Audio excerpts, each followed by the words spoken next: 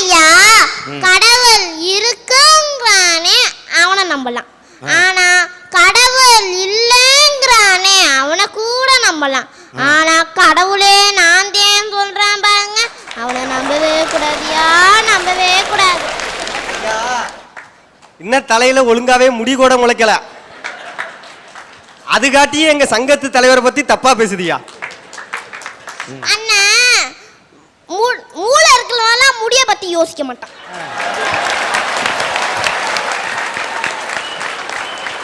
அவன் தான் என் ஊரைக்கு எடுத்து உலையில போடுறவன். இப்ப ஊருக்கு ஒரு சாமியார் கிளம்பிட்டாங்க, அந்த சாமியாருக்கு ஊருக்கு ஒரு மாமியார் கிளம்பிட்டாங்க. மாமியார் சாமியாருமா சேர்ந்து நம்ம ஆளை குழப்பதான் செய்யணும். நம்ம ஆளு போய் சாமியார் கிட்ட குடும்ப கஷ்டத்தை பத்தி எல்லாம் சொல்லுவான்.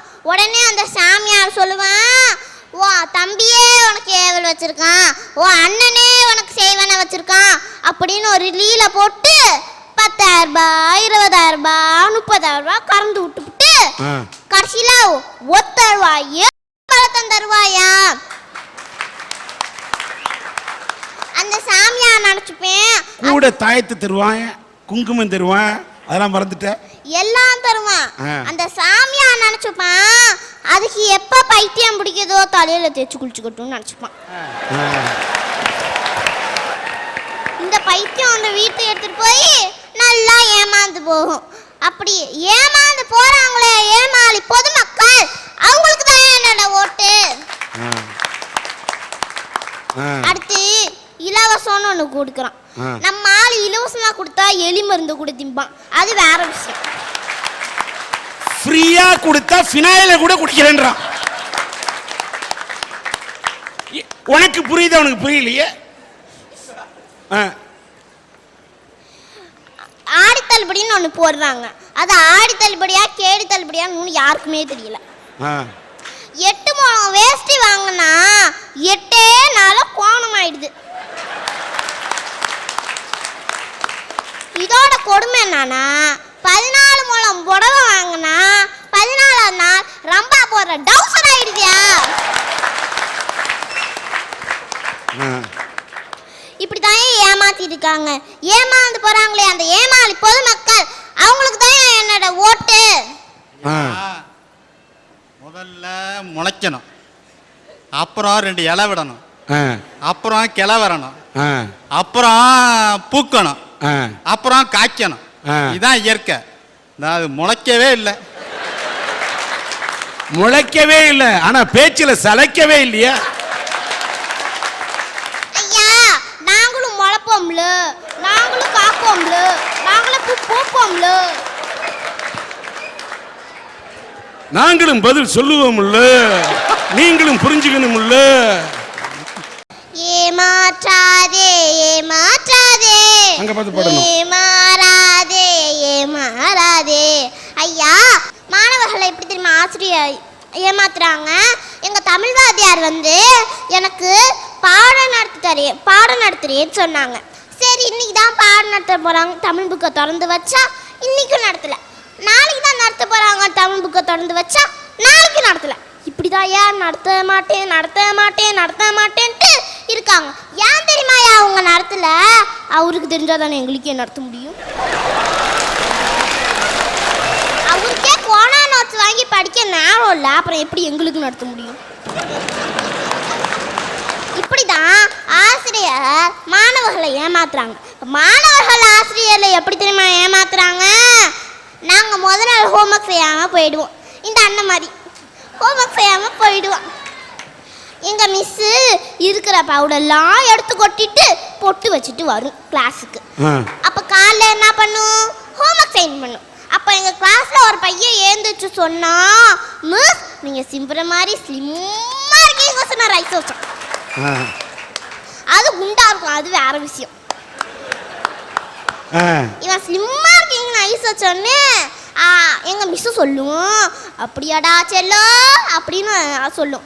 அன்னைக்கு ஹோம்ஒர்க் இருக்கு. இப்படிதான் பிள்ளைங்க ஆசிரியர்களை ஏமாத்துறாங்க.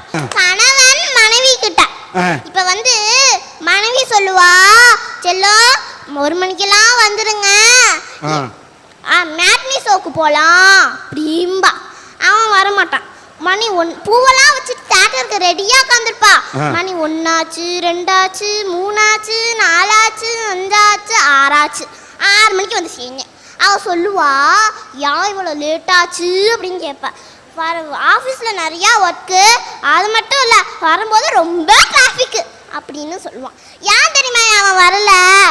ஆஃபீஸில் உள்ள ஃபிகர்ஸை விட்டுட்டு வர முடியல. ஐயா ஐயா சொல்லுயா என்ன அந்த பாப்பா பொண்டாட்டி ஏமாந்த கதையை சொல்லுது. புருஷனா நான் ஏமாந்தேன். எனக்கு கல்யாணம் ஆகி 3 வருஷம் ஆச்சு. நம்ம படிக்கையில் படித்தோம், முயற்சி உடையார் இகழ்ச்சியார் முயற்சி திருவினையாக்குன்னு. கல்யாணம் ஆன முதல்ல நான் ஒரு விஷயத்துக்கு முயற்சி பண்ணிக்கிட்டே இருக்கேன். இன்னை வரைக்கும் முடியவே இல்லை. என்ன? ஒன்றும் இல்லை, ஒரு நாளைக்காவது நான் என் பொண்டாட்டியை எதிர்த்து பேசணும்னு நினைக்கிறேன். இன்னை வரைக்கும் முடியலங்கய்யா. உங்களுடைய முயற்சி ஒரு தொடர் கதை. தொடரட்டும். ஏமாந்து போறாங்களே இந்த ஏமாளி பொதுமக்கள், அவங்களுக்கு தான் என்னோட ஓட்டு. இதெல்லாம் உட்காந்துருக்காங்க பாத்தீங்களா? இவங்க எல்லார்ட்டையும் வாங்கி தின்னுவாங்க. ஆனா யாருக்காச்சும் ஒருத்தருக்கு தான் ஓட்டு போடுவாங்க. ஆனா நாங்க இருக்கோம் பாத்தீங்களா, எவன் வாங்கி கொடுக்கறானோ அவனுக்கெல்லாம் ஓட்டு போடுற தன்மான சிங்கம்யா. என் ஊர்ல ஒரு எலெக்ஷன் நடந்துச்சு. அங்க இருந்து ஒருத்தன் வந்தான். மாப்பிள்ள இந்தா குவாட்டரை குடிச்சோமா, ஓட்டுல போய் நம்ம சின்னத்தை போட்டோமான்னு இருக்கணும் அப்படின்னா சேர்ந்து குவாட்டரை குடிச்சேன். அங்க இருந்து இன்னொரு கட்சிக்காரன் வந்தான்.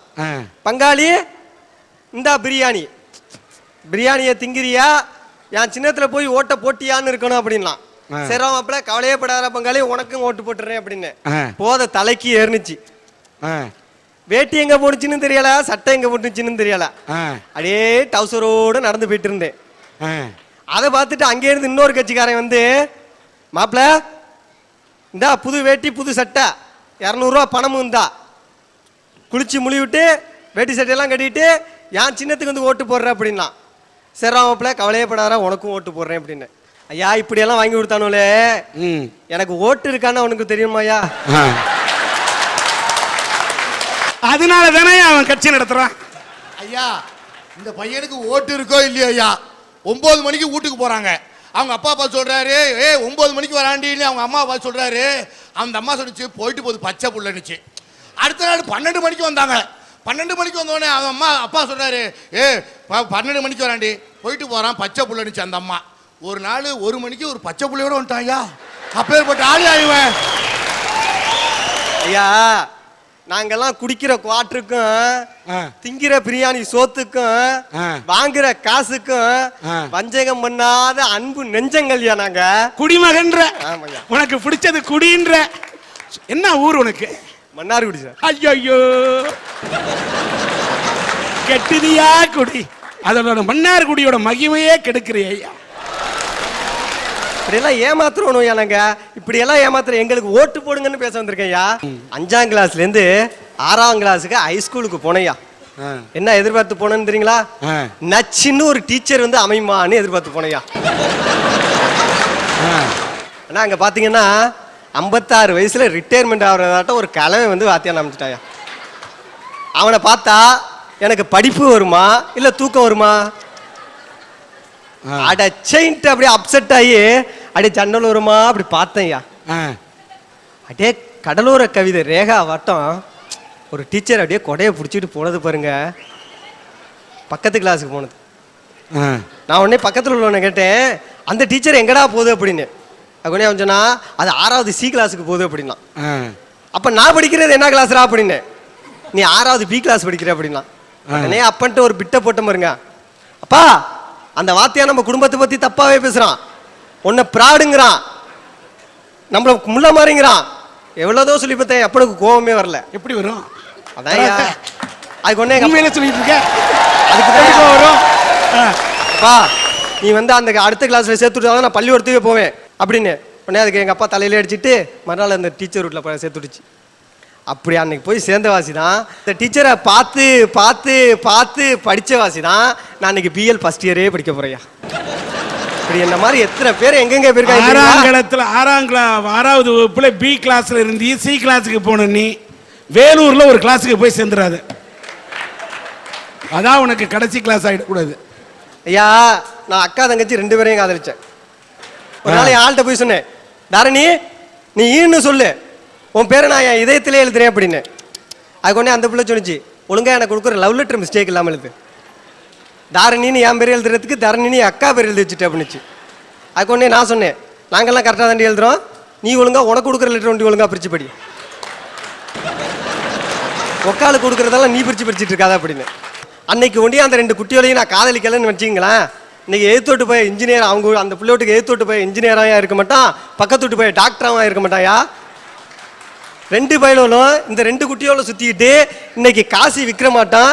எங்கே செல்லும் இந்த பாவம் யாரோ யாரோ அறிவாரோன்ட்டு போயிருப்பானோயா.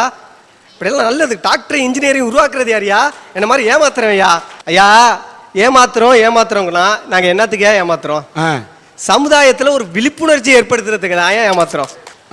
நாங்கள் மட்டும் அன்னைக்கு திருடாம இருந்திருந்தோம்னு நினைச்சிங்களேன், பூட்டை கண்டுபிடிச்சிருக்க முடியுமா? திருடாம இருந்திருந்தோம்னா பூட்டை கண்டுபிடிச்சிருக்க முடியுமா? பூட்டு கம்பெனிக்காரெல்லாம் பிரச்சனையா புடியா. ஐயா அப்பையும் பூட்டை உடைச்சு திருடணும், லாக்கரை கண்டுபிடிச்சான். லாக்கரை உடைச்சு திருடணும், கரண்ட் சாக்கை கண்டுபிடிச்சான்.